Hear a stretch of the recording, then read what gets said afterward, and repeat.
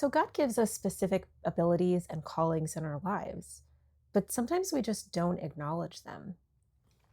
Some of you have heard this story before. Years ago, I was listening to this radio advertisement, and it was talking about this big fundraiser they had done, and everything was great. And they had raised like $300,000 for armadillos. Okay. It was this big, they were going to be celebrating and blah, blah, blah, blah. And I just stopped when I realized what the fundraiser was for.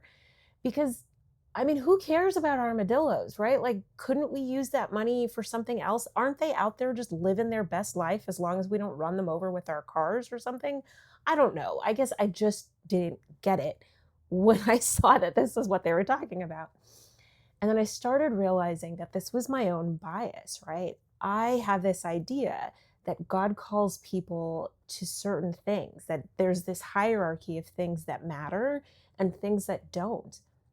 But really, what the Bible tells us is that God called us to create and to emulate and to take care of this world. That includes armadillos. So we can sit there and say, shouldn't they be giving that money to sex trafficking or something like that?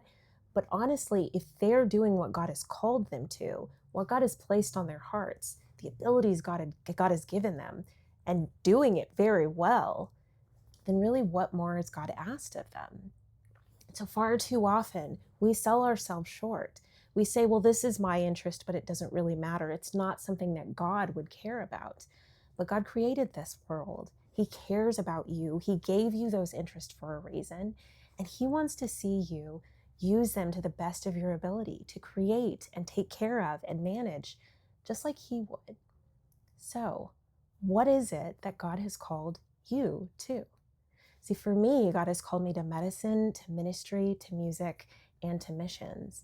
And I try to use that, obviously, not every single day, but to glorify God with everything that I'm doing. So, what is it that God has called you to? And are you doing your best? Have a good one.